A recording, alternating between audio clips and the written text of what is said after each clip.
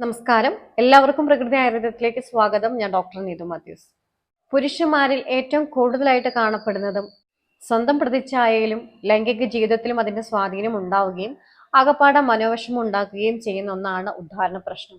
അപ്പൊ പുരുഷന്മാർക്ക് പലപ്പോഴും സംശയമുണ്ട്, തനിക്ക് ഉദ്ധാരണ പ്രശ്നമുണ്ടോ? കാരണം കഴിഞ്ഞ പ്രാവശ്യം ബന്ധപ്പെട്ടപ്പോൾ ആ ഉദ്ധാരണം അങ്ങ് നിലനിന്നില്ല, അതല്ല എങ്കിൽ വേണ്ടത്ര ഉദ്ധരിച്ച് വന്നില്ല. അങ്ങനെ പലപ്പോഴും സംഭവിക്കുന്നത് കൊണ്ട് തന്നെ ഉദ്ധാരണ പ്രശ്നങ്ങൾ ഉണ്ടോ എന്നൊരു സംശയം വരാറുണ്ട്.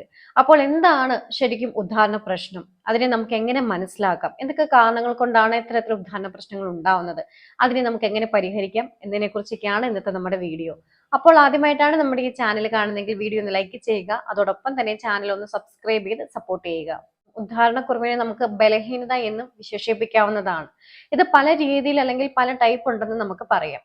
അതിൽ ഒന്നാമത്തേതെന്ന് പറയുന്നത് തീരെ ഉദ്ധാരണം ഉണ്ടാകാതിരിക്കുക. രണ്ടാമത്തേന്ന് പറയുന്നത് ഉദ്ധാരണം ലഭിക്കുന്നു, പക്ഷെ അതങ്ങ് നിലനിർത്തി കൊണ്ടുപോകാൻ സാധിക്കുന്നില്ല. സംതൃപ്തപരമായിട്ടുള്ള ഒരു ലൈംഗിക പ്രവർത്തനത്തിന് മതിയായ രീതിയിൽ കാഠിന്യത്തോടും ദൈർഘ്യത്തോടും കൂടി ലിംഗം ഉദ്ധരിച്ചു നിൽക്കുന്നില്ലാത്ത അവസ്ഥയാണ് ഈ ഉദ്ധാരണക്കുറവ് അല്ലെങ്കിൽ ബലഹീനത എന്ന് നമുക്ക് പറയാൻ പറ്റും. ഇടയ്ക്ക് ഒന്നോ രണ്ടോ പ്രാവശ്യം മാത്രം ഇത്തരത്തിൽ നമുക്ക് ഉദ്ധാരണം തീരെ ഉണ്ടാവുന്നില്ല, അതല്ല എങ്കിൽ ബന്ധപ്പെടുന്ന സമയത്ത് പെട്ടെന്ന് തന്നെ ഉദ്ധരിച്ച ലിംഗം താഴ്ന്നു പോകുന്നു, അങ്ങനെയുള്ള അവസ്ഥയ്ക്ക് വന്നാൽ അത് ഉദ്ധാരണ പ്രശ്നമാണോ എന്ന് പുരുഷന് സംശയം തോന്നാം. പക്ഷെ നിങ്ങൾ ബന്ധപ്പെടുമ്പോഴെല്ലാം തന്നെ നിങ്ങൾക്ക് നിരന്തരമായിട്ട് ഇത്തരത്തിൽ ആവർത്തിച്ച് ലിംഗോദ്ധാരണം നഷ്ടപ്പെടുകയോ അതല്ലെങ്കിൽ ലിംഗം തീരെ ഉദ്ധരിക്കാതെ വരികയോ ചെയ്തിട്ടുണ്ടെങ്കിൽ അത് പുരുഷന്റെ ലൈംഗിക പ്രവർത്തനത്തിന്റെ ഒരു ശേഷിക്കുറവ് അല്ലെങ്കിൽ ഒരു ബലഹീനതയായിട്ട് തന്നെ നമുക്ക് കണക്കാക്കാവുന്നതാണ്. അപ്പൊ ഇതിന്റെ ലക്ഷണം എന്ന് പറയുന്നതും ഈ രണ്ട് കാര്യങ്ങൾ തന്നെയാണ്. ലിംഗ ഉദ്ധാരണം തീരെ ഉണ്ടാവുന്നില്ല, അതല്ലെങ്കിൽ ഉദ്ധാരണം നിലനിർത്തിക്കൊണ്ട് പോകാൻ പറ്റുന്നില്ല. ഇതിന് കാരണം എന്ന് പറയുമ്പോൾ ശാരീരികവും മാനസികവുമായിട്ടുള്ള കാരണങ്ങളുണ്ട്, നമ്മുടെ ജീവിതശൈലിയിൽ ഉണ്ടായ മാറ്റങ്ങളുമുണ്ട്. ഇപ്പോൾ ശാരീരിക പ്രശ്നങ്ങൾ എന്ന് പറയുമ്പോൾ ഹോർമോണിൽ ഉണ്ടാകുന്ന വ്യതിയാനം, പ്രത്യേകിച്ച് ടെസ്റ്റോസ്റ്ററോൺ ഹോർമോൺ ഒക്കെ കുറഞ്ഞു കഴിഞ്ഞിട്ടുണ്ടെങ്കിൽ നമുക്ക് ഉദ്ധാരണ പ്രശ്നങ്ങൾ ഉണ്ടാവുന്നതാണ്. നമുക്ക് എന്തെങ്കിലും രോഗങ്ങളൊക്കെ ഉണ്ടെങ്കിൽ അത് മാറുന്നതിന് വേണ്ടി നമ്മൾ എടുക്കുന്ന ചില മരുന്നുകളൊക്കെ നമുക്ക് ഉദ്ധാരണ പ്രശ്നങ്ങൾ ഉണ്ടാക്കാറുണ്ട്. പ്രത്യേകിച്ച് നമ്മൾ വിഷാദം പോലെയുള്ള അവസ്ഥകൾക്കൊക്കെ മെഡിസിൻ ഒക്കെ എടുക്കുകയാണെങ്കിൽ നമുക്ക് ഉദ്ധാരണ പ്രശ്നങ്ങൾ കണ്ടുവരാറുണ്ട്. ഹൃദയ സംബന്ധമായിട്ടുള്ള അസുഖങ്ങൾ, പ്രമേഹം, പ്രഷർ, അതേപോലെ തന്നെ പൊണ്ണത്തടി, ഇവയെല്ലാം തന്നെ ഉദ്ധാരണങ്ങൾ പ്രശ്നങ്ങൾ ഉണ്ടാകുന്നതിന് കാരണമാകാറുണ്ട്.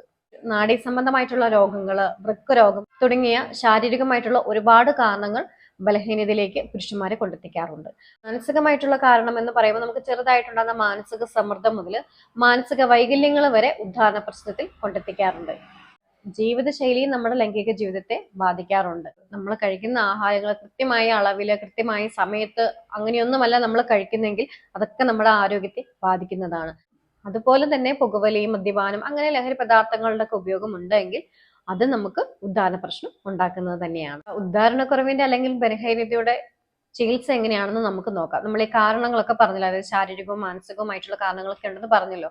ഇതിൽ ഏത് കാരണത്തെ അടിസ്ഥാനമാക്കിയിട്ടാണ് ഈ വ്യക്തിക്ക് ഈ ഉദ്ധാരണക്കുറവ് വന്നിരിക്കുന്നത് നമ്മൾ ആദ്യം മനസ്സിലാക്കണം. അതിനുവേണ്ടി കൃത്യമായിട്ട് നമ്മൾ ഡോക്ടറിനോട് നമ്മുടെ കാര്യങ്ങളൊക്കെ തുറന്ന് പറയണം. എനിക്ക് ഇന്ന പ്രശ്നങ്ങളുണ്ട്. അതെല്ലാം കേൾക്കുമ്പോൾ തന്നെ ഡോക്ടറിന് മനസ്സിലാവും ഈ വ്യക്തിക്ക് എന്തുകൊണ്ടാണ് ഇത്തരത്തിൽ ഉദ്ധാരണ പ്രശ്നം വന്നിരിക്കുന്നത്. അപ്പൊ അതിനെ അടിസ്ഥാനമാക്കിയിട്ടായിരിക്കും ചികിത്സ ഉണ്ടാവുന്നത്. നിങ്ങൾക്ക് ഇപ്പൊ ശാരീരികമായിട്ട് മറ്റെന്തെങ്കിലും അസുഖമുണ്ടോ എന്ന് പോലും ചിലപ്പോൾ ആ ഒരു സമയത്തായിരിക്കും മനസ്സിലാക്കാൻ പറ്റുന്നത്.